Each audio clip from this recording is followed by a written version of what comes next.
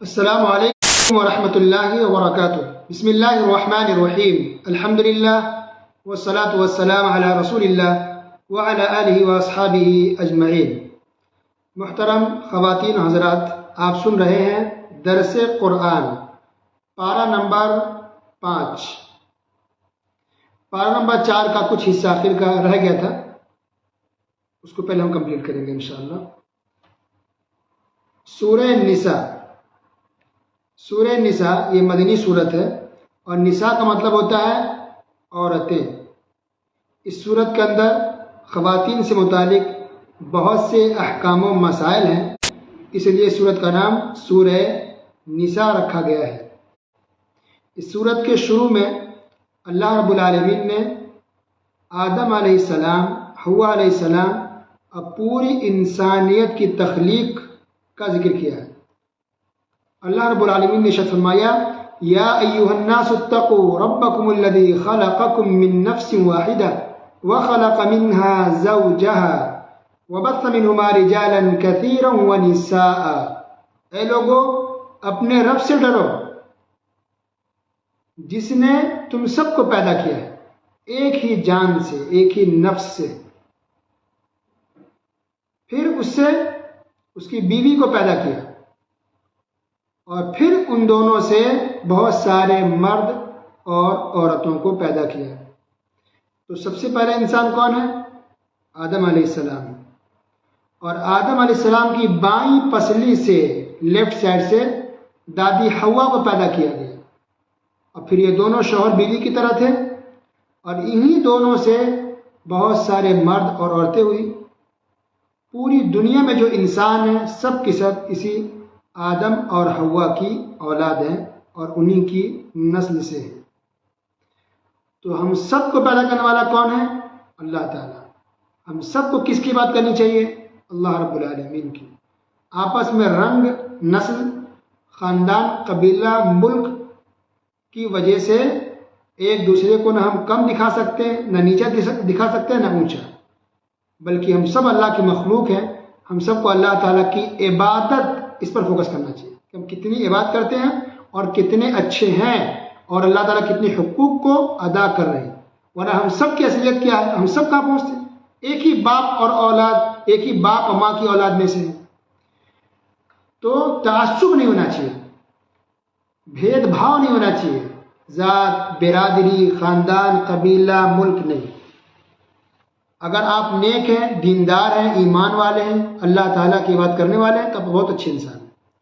اگر آپ دین سے دور ہیں تو آپ دنیا کے سب سے گھٹیا بدترین انسان ہیں، اگرچہ لوگ آپ کو بہت اونچے خاندان کا سمجھتے ہیں، اونچی نسل کا سمجھتے ہیں، لیکن آپ گھٹیا ہیں اگر آپ دین سے دور ہیں تو۔ سبحان اللہ۔ اس کے بعد اللہ تعالیٰ نے یتیموں کا مال کھانے سے منع کیا ہے، اور اللہ نے یہ بھی کہا کہ جو لوگ یتیم کا مال کھاتے ہیں گویا کہ اپنے پیٹ کے اندر آگ کو بھر رہے ہیں۔ اللہ اکبر۔ اور اسی طرح اللہ رب العالمین نے یہ بھی بیان فرمایا کہ تم میں سے جو چاہے ایک سے زیادہ شادی کر سکتا ہے، 2 یا 3 یا 4، جو مرد چاہے وہ ایک سے زیادہ بیوی رکھ سکتا ہے۔ فَانْكِحُوا مَا طَابَ لَكُم مِّنَ النِّسَاءِ مَثْنَىٰ وَثُلَاثَ وَرُبَاعَ۔ سورہ نساء آیت نمبر 3۔ اللہ تعالیٰ نے مردوں سے کہا کہ تم چاہو تو 2 شادی کر لو، یا 3 کر لو، یا 4 کر لو۔ تو ایک مرد 4 بیوی ایک ساتھ رکھ سکتا ہے، یہ اسلام نے اجازت دی ہے، اگر اس کے پاس استطاعت ہے تو۔ خرچ اٹھا سکتا ہے، ذمہ داری کو ادا کر سکتا ہے، ان کے حقوق کو اگر ادا کر سکتا ہے تو وہ جائز ہے اس کے لیے۔ اس سے پتہ چلا کہ کچھ لوگ مسلمانوں میں سے جو لوگ اس چیز کو ناپسند کرتے ہیں، یا اگر کوئی دوسری شادی کر لے کوئی مرد تو اس کو گھٹیا سمجھتے ہیں یا بری نظر سے دیکھتے ہیں، گویا کہ اس کو اسلام کی معلومات نہیں، علم کی کمی ہے۔ جب اللہ نے اجازت دے دی تو ہم اور آپ کون ہوتے ہیں اعتراض کرنے والے، یا غلط نظر سے دیکھنے والے، یا برا گمان رکھنے والے کہ اس نے دوسری کیوں کی، تیسری کیوں کی؟ اس کی مرضی ہے، اگر اس کے پاس استطاعت ہے تو آدمی کر سکتا ہے، یہ اجازت ہے۔ لہذا اسلام کے کسی حکم کو برا نہیں سمجھنا چاہیے، غلط نظر سے ہم نہیں دیکھ سکتے، مسلمان کا مطلب ہے کہ اسلام کے ہر حکم کو ماننا ہے۔ پھر اللہ نے یہ بھی کہا کہ اگر تم انصاف نہیں کر سکتے ہو تو پھر ایک ہی بیوی کافی ہے۔ لہذا جو لوگ بھی اگر ایک سے زیادہ شادی کرنا چاہتے ہیں، ضروری ہے کہ وہ انصاف کریں، حقوق کو ادا کریں۔ 2 ہے تو دونوں کا خیال، 3 ہے تو تینوں کا خیال رکھیں، 4 بیوی ہے تو 4 کا خیال رکھنا۔ کھانا پینا، کپڑا، علاج، پیار محبت، ادب احترام، سب کے ساتھ نرمی سے پیش آنا، حقوق کو ادا کرنا۔ تو اگر انصاف کر سکتا ہے تب کریں، اگر انصاف کرنے کی طاقت نہیں ہے تو اللہ نے کہا کہ نہیں، پھر ایک ہی کافی ہے۔ سبحان اللہ۔ اور حدیث میں یہ بھی ہے کہ اگر وہ آدمی جس نے شادی ایک سے زیادہ کی اور ایک بیوی کی طرف مائل تھا، دوسری بیوی سے دوری بنا کے رکھے ہوا تھا، تو ایسا انسان ٹیڑھا ہوگا قیامت کے دن کہ لوگ دیکھ کر کے پہچان لیں گے کہ یہ آدمی دنیا میں دوسری بیوی کے ساتھ ناانصافی کرتا تھا اور ایک بیوی کی طرف ہمیشہ جھکا رہتا تھا۔ سبحان اللہ۔ تو بہت ڈینجر چیز ہے، جہاں اللہ نے اجازت دی ہے وہیں اللہ نے دھمکی بھی دے دی کہ انصاف کر سکتے ہو تو کرو، نہیں کر سکتے ہو ایک کافی ہے۔ اگر کرتے ہو ایک سے زیادہ تو تمام بیویوں کا خیال رکھنا ہے، ان کے حقوق کو ادا کرنا ہے، کسی پر کوئی ظلم اور زیادتی کرنے کی اجازت آپ کو نہیں ہے۔ اس کے بعد اللہ تعالیٰ نے وراثت کا ذکر کیا، میراث، ترکہ۔ انسان جب وفات پا جاتا ہے تو جو کچھ انسان چھوڑ کے وفات پاتا ہے، جو کچھ، زمین ہو، گھر ہو، دکان ہو، کیش پیسہ ہو، سونا چاندی ہو، کپڑا ہو، گاڑی ہو، کچھ بھی، ایک قلم بھی ہے، پین، ایک گھڑی بھی ہے، تو یہ سب میراث ہے، ترکہ ہے۔ اس کو بانٹا جائے گا قرآن اور حدیث کی روشنی میں۔ ہم اس میں مانی نہیں کر سکتے، اس بیٹا کو زیادہ دے دو، اس بیٹے کو کم دے دو، ایک بیٹی کو تھوڑا بڑھا کے دے دو، یہ نہیں چلے گا۔ ترکہ تقسیم کیا جائے گا قرآن و حدیث کے حساب سے، جس کا ذکر ہے اسی کو دیا جائے گا، اور جتنا بتایا گا اتنا ہی دیا جائے گا۔ تو سورہ نساء نمبر 11 اور 12 ان 2 آیتوں کے اندر اللہ نے وراثت کا مسئلہ تفصیل سے بیان کیا ہے کہ کس کس کو ترکہ ملے گا، کون کون حقدار ہے، وارث کون کون بنے گا، اور کس کو کتنا ملے گا وہ بھی اللہ نے فکس کر دیا ہے۔ نہ ہم گھٹا سکتے ہیں اور نہ ہم بڑھا سکتے ہیں۔ یوصیکم اللہ فی اولادکم للذکر مثل حظ الانثیین۔ اللہ نے حکم دیا اولاد کے بارے میں، بیٹا کے بارے میں، بیٹی کے بارے میں، تفصیل کے ساتھ، شوہر کے بارے میں، بیوی کے بارے میں۔ بیٹا کو کتنا ملے گا فکس ہے، بیٹی کو کتنا ملے گا فکس ہے، شوہر کو بھی حصہ ملتا ہے۔ بیوی وفات پا جائے تو بیوی کی جو جائیداد ہے شوہر کو ملے گا، اور شوہر وفات پا جائے تو بیوی کو ملے گا۔ اولاد وفات پا جائے تو ماں باپ کو ملے گا۔ یہ ہماری سمجھ میں ہے ہی نہیں، ماں باپ وفات پاتے تو اولاد تو حصہ لیتی ہے، لیکن اولاد کا انتقال ہو تو ماں باپ کو لوگ دیتے ہی نہیں ہیں، غلط ہے۔ ماں اور باپ کا بھی حصہ ہے، اگر اولاد وفات پا جائے تو ماں باپ کا بھی حصہ ہے، اور سب فکس ہے، مقرر ہے، سب فکس ہے۔ اللہ نے سب کا حصہ مقرر کر دیا، کسی کا 8واں حصہ ہوتا ہے، کبھی 6واں حصہ کسی کا ہوتا ہے، کسی کا 1/4 حصہ، کسی کا 1/3 حصہ ہوتا ہے، یہ سب مقرر ہے۔ تو بیوی کو کتنا ملے گا پورا، شوہر کا نہیں۔ اولاد ہے تو 8واں حصہ ملے گا، اولاد نہیں ہے تو 4واں حصہ ملے گا بیوی کو، شوہر کے حصے میں سے پورا نہیں لے سکتی بیوی، اسے شوہر ہی پورا نہیں لے سکتے، یعنی ہر ایک کا حصہ مقرر ہے، کسی کو 1/4، کسی کو 8واں حصہ، کسی کو 6واں حصہ، کسی کو آدھا حصہ، کسی کو 3 حصہ میں سے 1 حصہ، ہر ایک کا حصہ مقرر ہے۔ ماں باپ، بیٹا بیٹی، شوہر بیوی، سب کا مقرر ہے۔ اگر کسی کے پاس اولاد نہ ہو تو پھر بھائی بہن حصے دار ہوتے ہیں وراثت میں۔ یہ ساری تفصیل موجود ہے قرآن کے اندر اور حدیث کے اندر۔ نہ کسی کو ہم بڑھا کے دے سکتے ہیں، نہ کسی کو گھٹا کے دے سکتے ہیں۔ جیسے نماز مقرر ہے نا، فجر کی نماز 2 رکعت فرض ہے، ظہر کی نماز 4 رکعت فرض ہے، کیا اس میں ہم کمی بیشی کر سکتے ہیں؟ نہیں، جیسا ویسی پڑھنا ہے۔ تو اسی طرح ترکہ کا معاملہ ہے، میراث کا معاملہ بھی اسی طرح ہے کہ جس کو دینے کو کہا گیا اس کو دیا جائے گا، کسی ایک کو محروم نہیں کر سکتے، اور جتنا دینے کو کہا گیا ہے اتنا ہی دیں گے، نہ گھٹا سکتے ہیں نہ بڑھا سکتے ہیں۔ کچھ اولاد ہے، ہو سکتا ہے کہ ماں باپ کی خدمت نہ کرے، ٹھیک ہے، خدمت نہیں کر رہا ہے، بیٹا گنہگار ہوگا، اللہ اسی حساب لے گا، لیکن اس وجہ سے اس کو ترکہ میں کم نہیں دیں گے۔ اور کوئی بیٹا ماشاءاللہ بہت فرمان بردار ہے، بہت خدمت کرتا ہے ماں باپ کی، تو خدمت کی وجہ سے اس کو میراث میں بڑھا کر کے نہیں دے سکتے۔ خدمت کر رہا ہے، اچھی بات ہے، ماشاءاللہ حکم مان رہا ہے اللہ تعالیٰ کی، اور اس کو ثواب ملے گا، اللہ تعالیٰ نہیں کیا دے گا۔ اب پھر کہ کوئی بھی اولاد خوب خدمت کر رہا ہے ماں باپ کی اور پیسے دیتا ہے، خیال رکھتا ہے، تو حق ادا کر رہا ہے نا، وہ تو اپنا فرض ادا کر رہا ہے، کوئی احسان نہیں کر رہا ماں باپ پر، رائٹ، وہ تو حق ادا کر رہا ہے، اس پر تو فرض ہے ہر اولاد پر کہ ماں باپ کی خدمت کرے، اس پر خرچ کرے، ان کی ضرورتوں کو پورا کرے، تو اس کا ثواب ہے، اللہ تعالیٰ دے گا۔ لیکن خدمت کی وجہ سے کسی بیٹا کو بڑھا کر کے میراث میں حصہ دینا جائز نہیں ہے۔ اللہ اکبر۔ تو میراث کی بات ہے، کبھی بھی ہلکے بنا لیں۔ کوئی بھی انسان وفات پا جائے تو قرآن و حدیث کی روشنی بانٹنا پڑے گا۔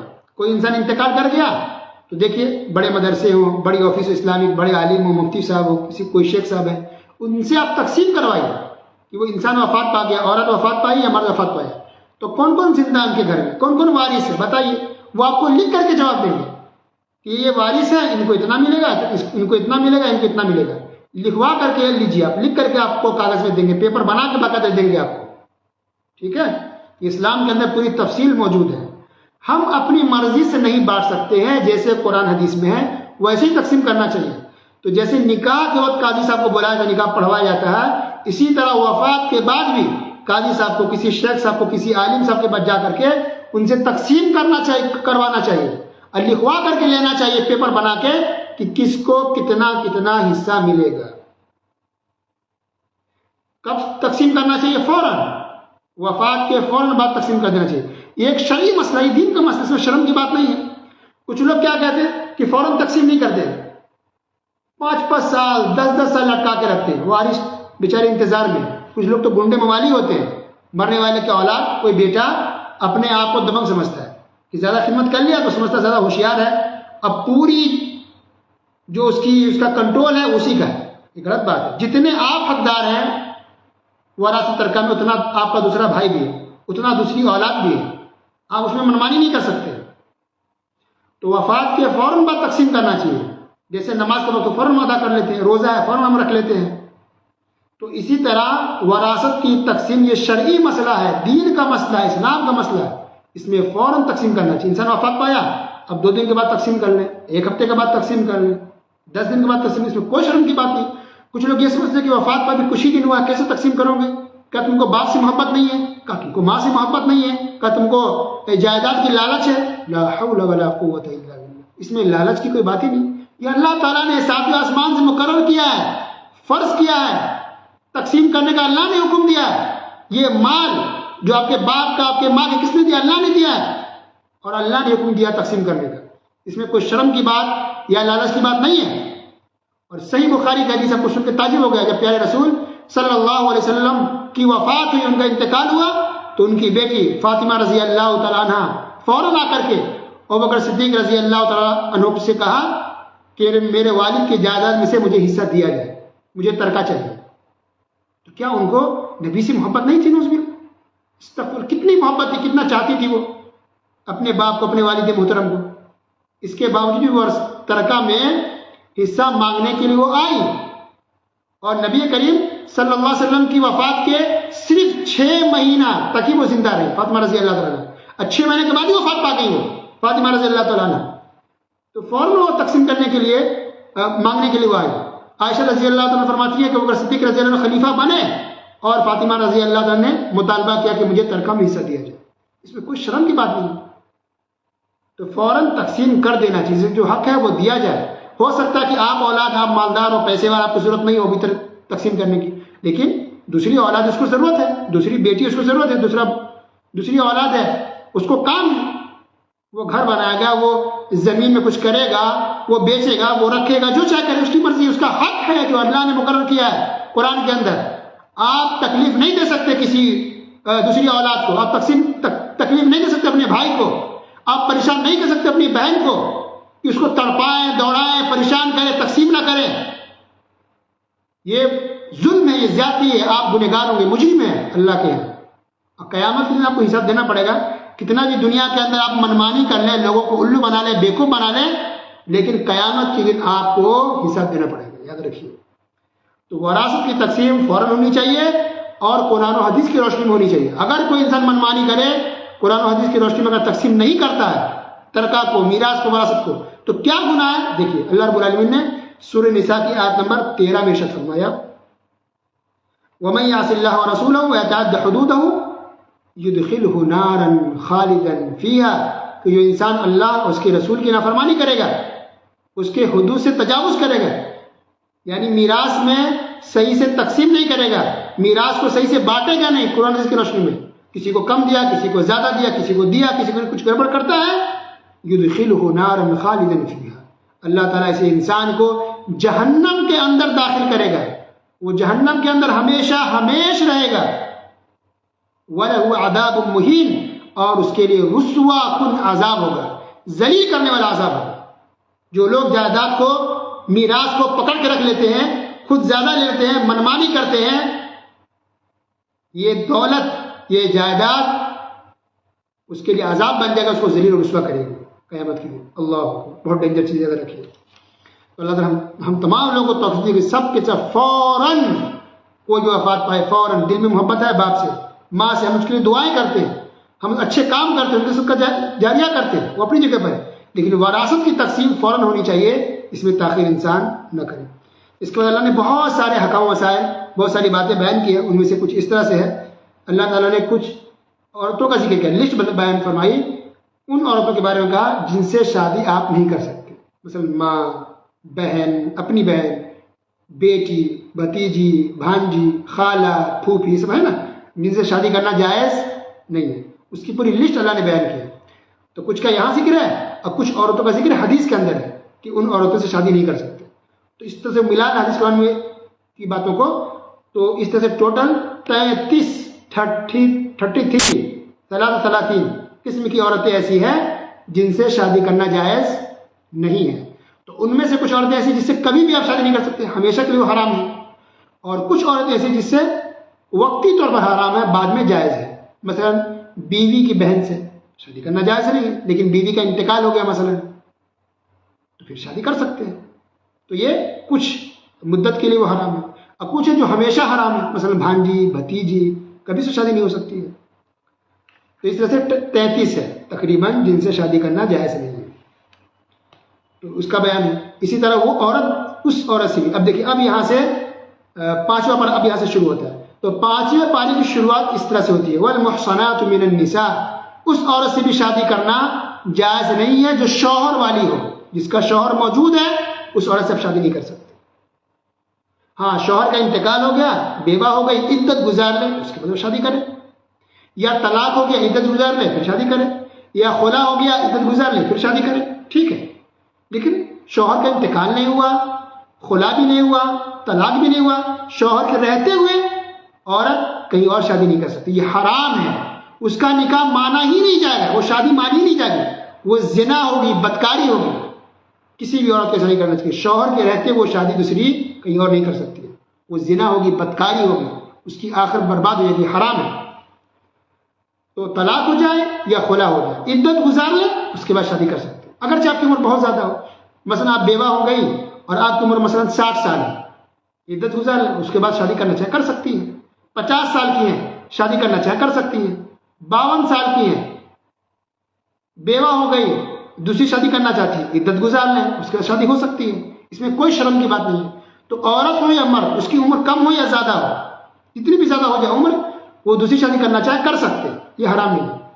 لیکن شوہر کے رہتے ہوئے وفات پا جائے یا طلاق ہو جائے یا خلا ہو جائے اور عدت گزار لے، عدت کے ختم ہونے کے بعد تب اسلامی طریقے پر ولی کی رضامندی سے گواہ رکھ کر کے مہر دے کر کے، مہر لے کر کے اسلامی طریقے پر شادی کر سکتے۔ پھر اللہ نے یہ بیان فرمایا، مہر کا بھی ذکر کیا کہ مہر دیا جائے عورت کو، مہر عورت کا ایک بیوی کا حق ہے، مہر دیا جائے۔ اور پھر اس کے بعد کچھ آیات کے بعد اللہ نے بھی بیان فرمایا، الرجال قوامون علی النساء، کہ مرد عورتوں پر سردار ہیں، حاکم ہیں، نگہبان ہیں، نگراں ہیں۔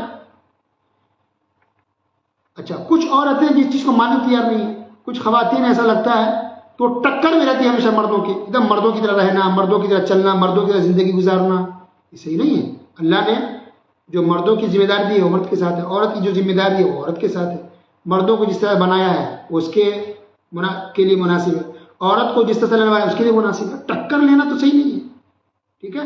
تو اللہ تعالیٰ نے مردوں کو فوقیت دی ہے، نگراں بنایا عورتوں کا، چاہے مرد ہو باپ کی شکل میں ہو یا بھائی کی شکل میں ہو یا شوہر کی شکل میں ہو، شوہر ہے، شوہر کی بات ماننا ضروری ہے، شوہر کی بات ماننا ضروری ہے، فرما برداری شوہر کی ضروری ہے، اطاعت فرما برداری شوہر کی ضروری ہے۔ اگر نافرمانی کرتی ہے بیوی تو بہت بڑا گناہ ملے گا، ایک نیک عورت، ایک نیک بیوی، ایک اچھی خاتون کی پہچان یہ ہے کہ وہ شوہر کی بات مانتی ہے، شوہر کی حکم مانتی ہے، ان کے حساب سے چلتی ہے، یہ نیک خاتون ہے۔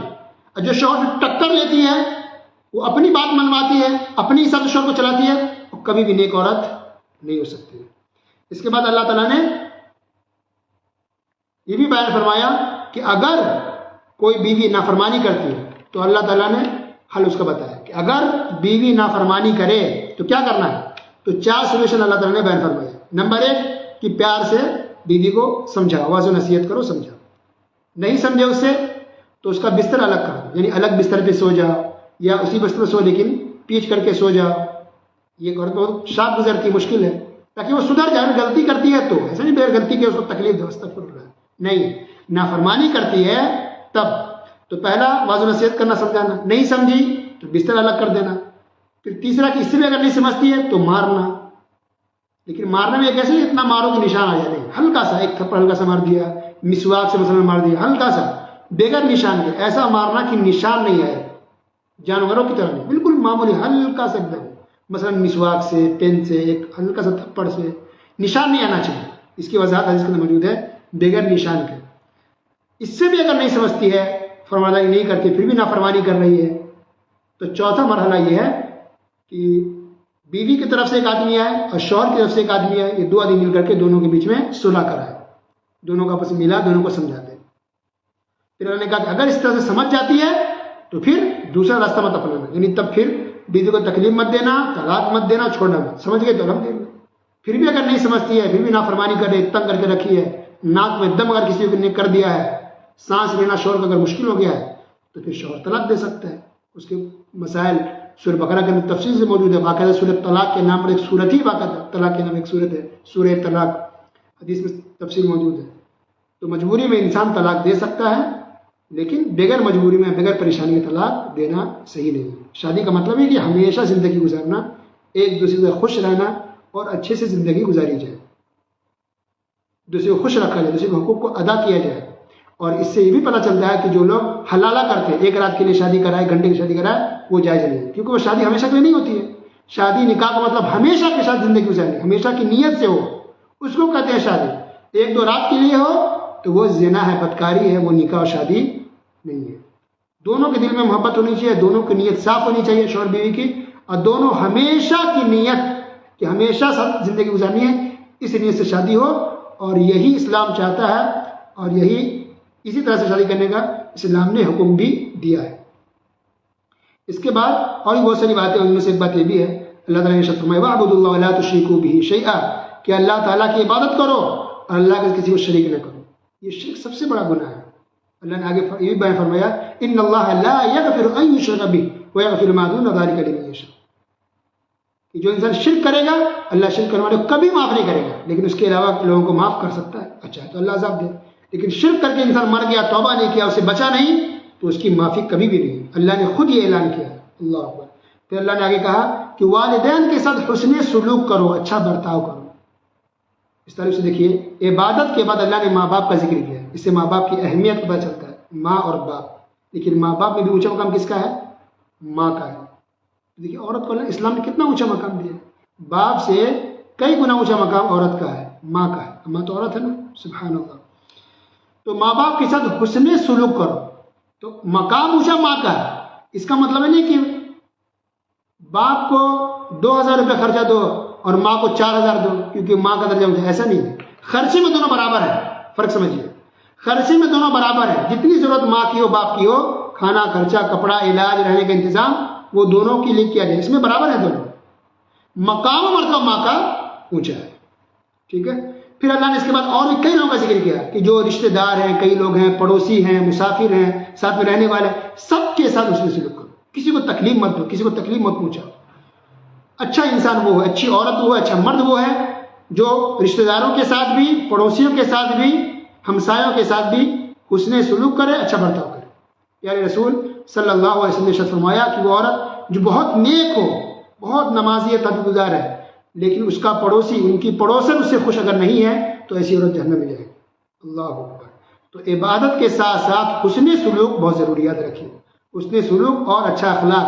تکلیف دیتے ہیں کسی انسان کو تکلیف پہنچاتے ہیں، ظلم کرتے ہیں، تو آپ نیک نہیں ہیں۔ اگرچہ آپ نمازی ہیں، بہت قرآن پڑھنے والے ہیں، بہت پردہ کرنے والی ہیں اور بہت عمرہ حج کرنے والے ہیں، اگر آپ ظلم کرتے ہیں دوسروں پر، چاہے پڑوسی پر کریں، بیوی پر کریں، چاہے شوہر پر کریں، یا بھائی بہن پر کریں، کسی پر اگر ظلم کرتے ہیں تو آپ نیک نہیں ہیں۔ اس کے بعد ایک آیت ہے فَكَيْفَ إِذَا جِئْنَا مِنْ كُلِّ أُمَّةٍ بِشَهِيدٍ وَجِئْنَا بِكَ عَلَىٰ هَٰؤُلَاءِ شَهِيدًا۔ اللہ اکبر، یہ ایسی آیت ہے۔ نبی کریم صلی اللہ علیہ وسلم نے ایک مرتبہ عبداللہ بن مسعود رضی اللہ عنہ کہا کہ کچھ آیتیں پڑھ کے سنا۔ تو نے کہا کہ آپ پر قرآن نازل ہوتا، اب نبی میں کیسے پڑھوں، میں مطلب کیا پڑھوں میں؟ تو نبی نے کہا نہیں پڑھو، پڑھ کے سناؤ۔ تو پڑھنے لگے یہاں تک کہ اس آیت پر پہنچے فَكَيْفَ إِذَا جِئْنَا۔ نبی کریم صلی اللہ علیہ وسلم رونے لگے، آنکھوں سے آنسو آ گئے۔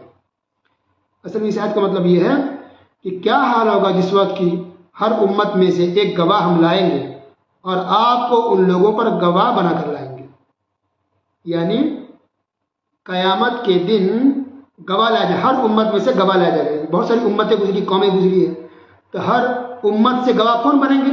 نبی، رسول، پیغمبر بنیں گے۔ اس ابراہیم علیہ السلام ہے، موسیٰ علیہ السلام ہے، عیسیٰ علیہ السلام ہے، نوح علیہ السلام، اس سارے نبی اپنی اپنی قوم کے گواہ بنیں گے۔ کیا مطلب گواہ بنیں گے؟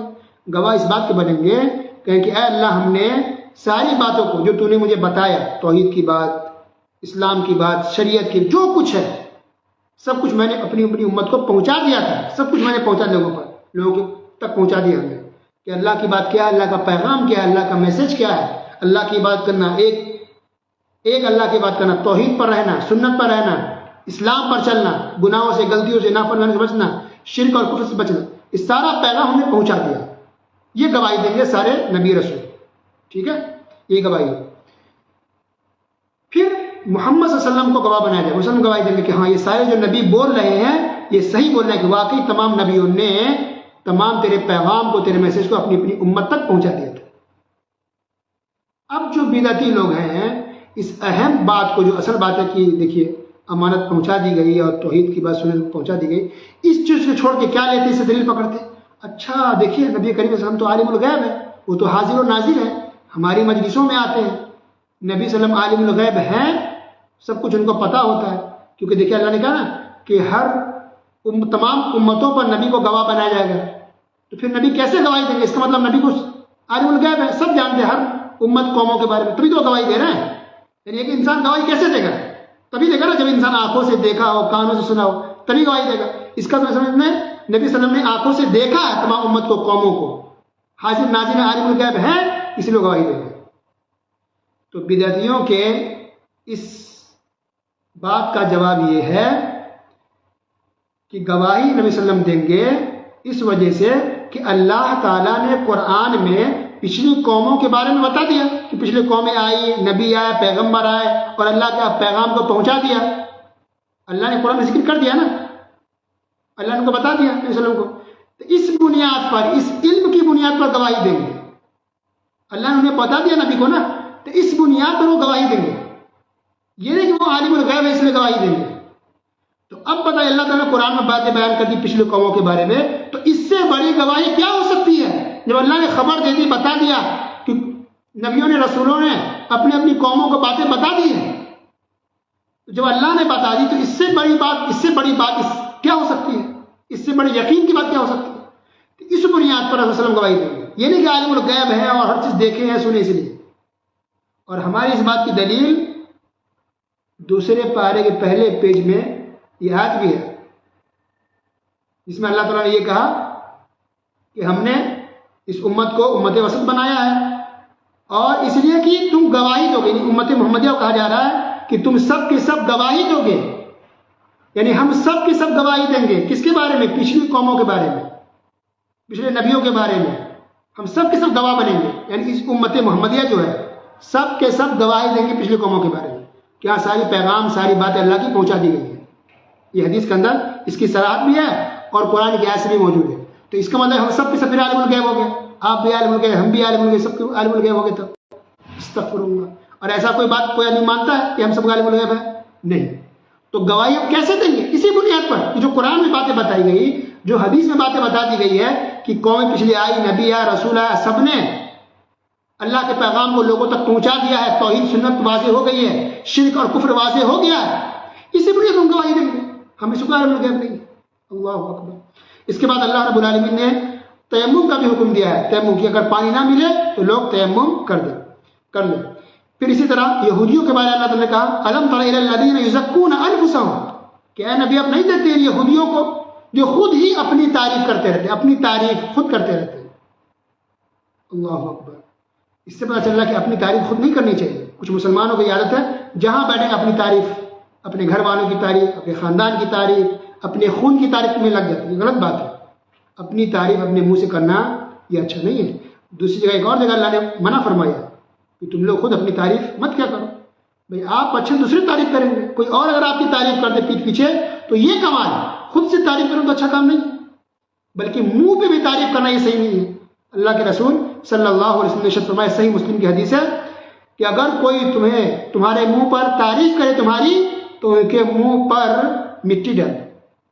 اور دوسری بات میں یہ ہے وَيْحَكَ قَطَعْتَ عُنُقَ صَاحِبِهِ، کہ آپ نے دیکھا کہ ایک آدمی دوسری کی تعریف کر رہا تھا منہ پر، تو کہا کہ تم نے تو اپنے ساتھی کی گردن کاٹ دی ہے۔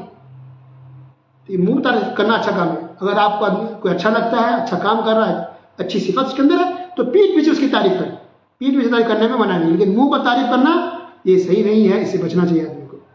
دعا دے، اصل چیز ہے کہ انسان دعا دے، پیٹھ پیچھے ان کے لیے دعائیں کرے، یہ سب فائدہ ہوگا۔ منہ پر تعریف کرنے سے کیا ملے؟ منہ پر تعریف کرنے سے نقصان ہوتا ہے، انسان کے اندر غرور آ جاتا ہے، گھمنڈ آ جاتا ہے، ریاکاری آ جاتی ہے، انسان کے اندر شیطان آ کر کے وسوسے ڈالنا شروع کر دیتا ہے۔ کبھی منہ پر تعریف کسی کی نہیں کرنی چاہیے، پیٹھ پیچھے تعریف کرنا ہے تو، اور اس سے بھی اچھی بات ہے کہ دعا دے اس کے لیے۔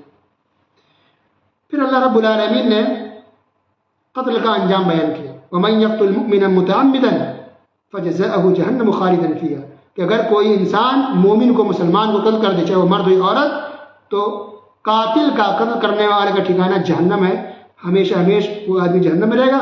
وَغَضِبَ اللَّهُ عَلَيْهِ، اور اللہ تعالیٰ کو اس پر غضب ہوگا اور اللہ تعالیٰ کی لعنت ہوگی، وَلَعَنَهُ وَأَعَدَّ لَهُ عَذَابًا عَظِيمًا، اور ایسے آدمی کے لیے، ایسے قاتل کے لیے، ایسے قتل کرنے والوں کے لیے اللہ نے بہت دردناک عذاب تیار کر رکھا۔ سبحان اللہ، کیسے آج دنیا میں لوگ 5,000 میں 10,000 میں کسی قتل کر دیتے ہیں، مرڈر کر دیتے ہیں، سپاری لیتے ہیں۔ لا حول ولا قوت الا باللہ۔ آپ نے کسی ایک کا بھی قتل کیا ہے تو یہ ایک چیز آپ کو جہنم میں لے جانے کے لیے کافی ہے۔ اللہ اکبر۔ اس کے بعد اللہ رب العالمین نے کہا کہ نبی کے حکم کو ماننا ضروری ہے، ہر فیصلے کو، وہ بھی دل سے، خوشی سے ماننا ضروری ہے۔ وہ انسان مومن نہیں ہو سکتا جو نبی کے فیصلوں کو صحیح سے نہ مانے، یا مانے لیکن دل میں کچھ ہو، تو ایسا نہیں ہونا چاہیے۔ اگر ایسا بھی دل میں کجی ہے یا دل سے ہم نہیں ماننا ہے تو ہم مسلمان نہیں ہو سکتے۔ اللہ تعالیٰ نے قسم کھا کے کہا ہے کہ قسم ہے اگر کوئی انسان دل میں کجی رکھتا ہے، دل میں کچھ کمی رکھتا ہے تو مومن نہیں ہوگا۔ مومن ضروری ہے کہ ہم نبی کریم صلی اللہ علیہ وسلم کے ہر فیصلے کو، ہر بات کو دل سے مانیں، دل کی گہرائی سے مانیں، خوشی سے مانیں اور اس کے مطابق عمل کریں۔ اور پھر اللہ رب العالمین نے یہ بھی بیان فرمایا کہ اگر کوئی نبی کی نافرمانی کرے گا تو ایسا انسان جہنم کے اندر داخل ہوگا۔ تو پتہ چلا کہ نبی کی محبت کا دعویٰ کرنا، نبی کی محبت کا دم بھرنا، ان کا نام لینا، ان کے نام پر جلوس نکالنا اور نعرہ تکبیر لگانا یہ کافی نہیں ہے۔ اصل ہے عمل کرنا، نبی کی حدیث پر، سنتوں پر عمل کیجیے۔ عمل میں تو دیکھتے ہیں حضرت نے فلاں یہ فرمایا، فلاں نے یہ کہا، اس کے طریقے پر چلتے ہیں اور نام صرف نبی کا یوز کرتے ہیں، یہ تو صحیح نہیں ہے نا۔ اصلی محبت یہ ہے کہ نبی کے طریقے پر، رسول اللہ صلی اللہ علیہ وسلم کی سنتوں پر عمل کر کے دکھائیں، یہ اصل محبت ہے اور یہ سنت کا تقاضا ہے۔ اور اس کے بعد اللہ رب العالمین نے یہ بیان فرمایا کہ اگر تم جنگ کی حالت میں بھی رہو، جہاد کر رہے ہو، اللہ کی راہ میں لڑ رہے ہو، تب بھی نماز معاف نہیں، اس حالت میں نماز پڑھنی پڑے گی۔ تو ایک جماعت لڑائی کرے گی، دشمن سے لڑے گی، اور دوسری ٹیم پیچھے ہٹ کے اللہ کی بارگاہ میں، اللہ کے سامنے نماز پڑھے گی، سجدہ کرے گی۔ تو اب یہ سوچئے کہ جب انسان جہاد کر رہا ہو، میدان جنگ میں ہو، وہ بھی اللہ کے لیے لڑ رہا ہے، تب بھی نماز معاف نہیں ہے، تب بھی نماز معاف نہیں ہے، تو باقی لوگ کیسے نماز کو چھوڑ کے رکھتے ہیں؟ اللہ اکبر۔ یہ نماز جہاد کے میدان میں معاف نہیں ہے تو گھر میں بیٹھے بیٹھے کہتے ہیں ہم کام ہیں، بیزی ہیں، کارخانے میں ہیں، دکان میں ہیں، مکان میں، ٹائم نہیں ملتا، بیزی نہ تھا نا، ٹائم نہیں ملتا۔ استغفر اللہ، استغفر اللہ۔ یہ ایک چیز آپ کو جہنم میں لے جانے کے لیے کافی ہے۔ جہنم میں جائیں گے اگر نماز نہیں پڑھتے ہیں تو۔ جب اللہ کے لیے لڑنے والا جہاد مجاہد کے لیے نماز معاف نہیں ہے تو آپ کے لیے نماز معاف کیسے ہو سکتی ہے؟ اس لیے رسول اللہ صلی اللہ علیہ وسلم نے فرمایا ان اول ما يحاسب به العبد یوم القیامہ، کہ قیامت دن سب سے پہلے جس چیز کے بارے میں انسان سے سوال کیا جائے گا وہ ہے نماز۔ من عمله صلاۃ، نماز کے بارے میں اسے سوال کیا جائے گا. فإن صلحت فقد افلح وانجح، تو اس کی نماز اگر درست نکلی تو وہ کامیاب ہو گیا، فلاح پا گیا. اگر نماز میں گڑبڑی ہو گئی تو پھر وہ برباد ہو گیا، نقصان اٹھانے والوں میں سے ہو گیا. تو دیکھیے نماز پر ہی باقی عمل کا دار و مدار ہے، اس لیے نماز میں کبھی کوتاہی نہ کرے، سستی. جتنے بھی آپ بیزی ہوں، کام کرنے والے ہوں، کارخانے میں ڈرائیور ہوں، گاڑی چل، کچھ بھی ہے، نماز پڑھیے. نماز کسی کے لیے بھی معاف نہیں ہے. ہاں کچھ عورتوں کے لیے معاف ہوتی ہے، حیض کی حالت میں نماز معاف ہے، نفاس کی حالت میں نماز معاف ہے، بس. باقی ہر حال میں انسان کو نماز پڑھنا ہے. اب مرد کے لیے تو کوئی بھی کنڈیشن نہیں اس میں نماز معاف ہو. نماز کے مرد کے لیے ایک وقت کی نماز معاف ہو، کسی بھی حال میں نہیں. سبحان اللہ. اور پھر اللہ نے بھی میں نے فرمایا کہ اگر کسی مجلس میں دین کا مذاق اڑایا جائے یا کسی اللہ کی آیت کا انکار کیا جائے، ہنسی ٹھٹا ہو دین کے ساتھ، شرک کے ساتھ، تو ایسی مجلس میں بیٹھنا ہی نہیں چاہیے. اور جو آخری آیت ہے 5ویں پارے کی، اس میں اللہ رب العالمین نے یہ بیان فرمایا کہ اللہ تعالیٰ تمہیں سزا دے کر کے کیا کرے گا اگر تم شکر گزاری کرتے رہو اور ایمان پر قائم رہو. یعنی اللہ تعالیٰ نہیں چاہتا کہ تمہیں سزا دے، تمہیں تکلیف میں ڈالے، تمہیں عذاب دے. نہیں، اللہ کوئی لینا دینا صحیح. اگر ہم شکر گزاری کرتے رہیں، دین پر قائم رہیں، اللہ تعالیٰ کے حکام کو مانتے رہیں، تو اللہ کبھی سزا نہیں دے گا، نہ دنیا میں نہ آخرت میں. لیکن ہم نافرمانی کریں گے تب تو اللہ کی سزا مقرر ہے، فکس ہے، تیار ہے. اللہ تعالیٰ ہم تمام مسلمانوں کو توحید و سنت پر چلنے والا بنائے، قرآن کو سمجھنے والا، قرآن کو سیکھنے والا اور اس کے مطابق عمل کرنے والا بنائے. آمین. وصلی اللہ علی نبینا محمد وعلی آلہ وصحبہ اجمعین. والسلام علیکم ورحمۃ اللہ وبرکاتہ.